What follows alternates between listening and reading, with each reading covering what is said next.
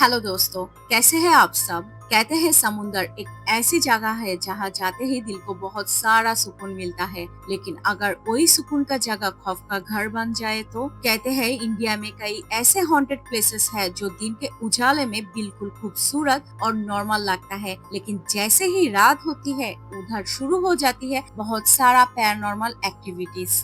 आज की कहानी ऐसे ही एक हॉन्टेड जगह के बारे में है जो दिन के उजाले में तो बहुत ही खूबसूरत एक बीच है, मगर रात होते ही अंधेरा इस बीच को घेर लेता है और शुरू हो जाता है पैरानॉर्मल एक्टिविटीज। ऐसे ही एक बीच का नाम है गुजरात की डुमस बीच। ये कहानी है अभिनव की। दिल्ली में रहने वाला लड़का अभिनव वो एक छोटी सी प्राइवेट जॉब करता था। उसे नए नए प्लेसेस एक्सप्लोर करने का बहुत ही शौक था, तो जब भी उसको मौका मिलता था वो अपने कजिन शेखर और सरिका के साथ अलग अलग जगहों पे घूमने निकल जाता था। एक दिन उन लोगों ने डिसाइड किया कि इस बार छुट्टी में वो गुजरात की डुमस बीच देखने जाएंगे। उन्होंने इस जगह के बारे में तो बहुत सुना था, लेकिन उन लोगों को इस बात पर यकीन नहीं था। उन लोगों का मानना है कि रात में बीच का एनवायरनमेंट सुरक्षित रखने के लिए लोगों ने ये अफवाह फैलाई है। देखते देखते छुट्टी का टाइम आ गया।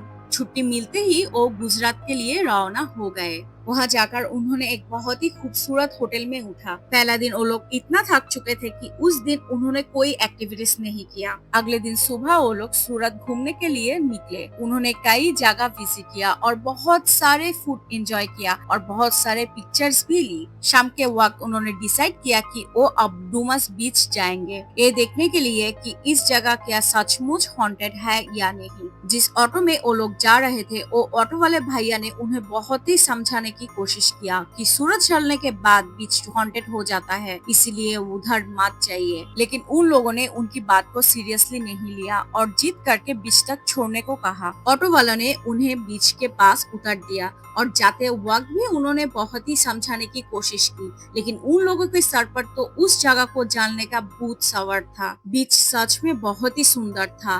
धीरे धीरे वक्त बीतता गया और बीच पर लोग कम होते गए। उन्हें बीच इतना पसंद आया कि उन्होंने डिसाइड किया कि आज की रात इधर ही रुकेंगे। रात के करीब 12 बज चुके थे। तभी अभिनव के फोन पर एक कॉल आया। उसकी कॉलिग अर्जुन का कॉल था। शेखर और सारिका अपने ही मस्ती में बिजी थे, तो अभिनव ने उन लोगों को कहा कि तुम लोग इधर ही रुको, मैं कॉल अटेंड कर आता हूँ। तो अभिनव ने उन लोगों को उधर ही छोड़कर थोड़ा सा दूर जाकर बात करने लगा। अर्जुन उसका कॉलिग होने के साथ साथ उसका अच्छा दोस्त भी था। वो उसका हालचाल पूछ रहा था और ऑफिस का थोड़ा थोड़ा अपडेट दे रहा था। तभी अभिनव को दूर से एक लड़की की चीख सुनाई दी। पहले उसे लगा शायद समुद्र की लहरों की आवाज होगी, लेकिन चीख दोबारा सुनाई दी, इस बार थोड़ी ज्यादा क्लियर। अभिनव ने इधर उधर देखा, लेकिन दूर दूर तक कोई भी नहीं था। सिर्फ शेखर और सारिका बीच के दूसरे कोने में मस्ती कर रहे थे। अभिनव ने सोचा शायद उसका बहम हो, समुद्र की आवाज कभी कभी चीख जैसी लग सकती है। उसने बात खत्म की और कजिन की तरफ चलने लगा। तभी उसने तीसरी बार एक आवाज सुनी, एक लड़की की आवाज।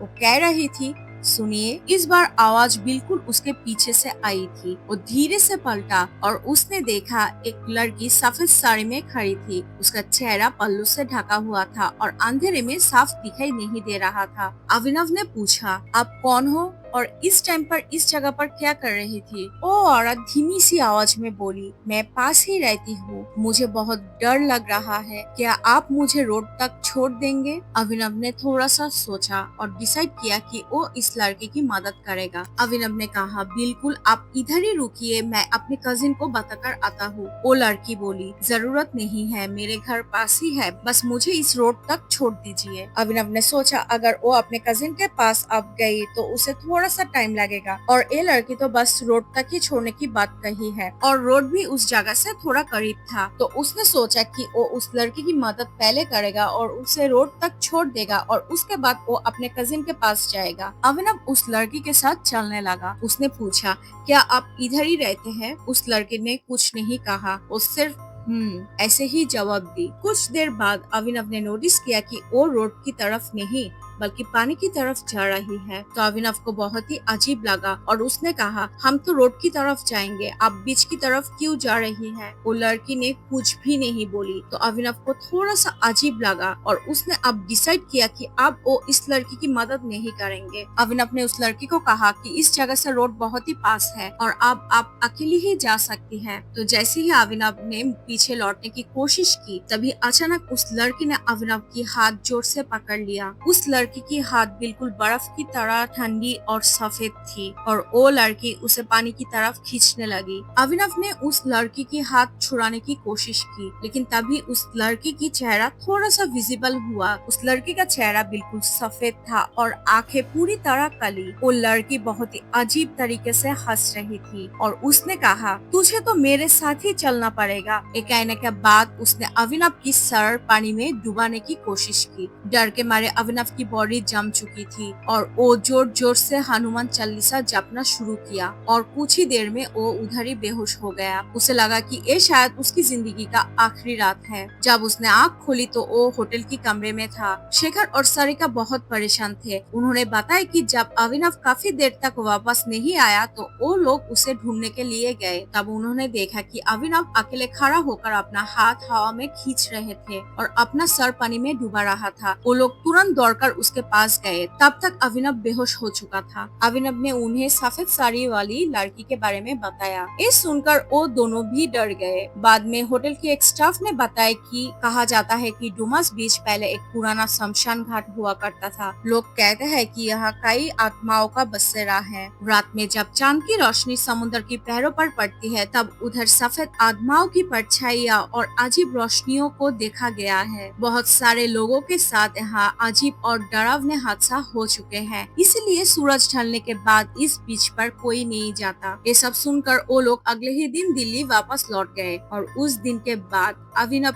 कभी डुमस बीच वापस नहीं गया। दोस्तों, अगर आप सूरत में हो और डुमस बीच विजिट करना चाहते हो तो जरूर जाइए, लेकिन दिन के उजाले में सनसेट और खाने का मजा लीजिए, लेकिन रात में कभी अकेले मत जाइए। तो आपको क्या लगता है, क्या ये सिर्फ एक वहम है या सच में डुमस बीच पर कुछ ऐसा है जो आज भी रात के अंधेरे में भटकता है? आपका क्या मानना है? कमेंट कर जरूर बताइए। मिलते हैं नेक्स्ट वीडियो में, तभी के लिए अलविदा दोस्तों।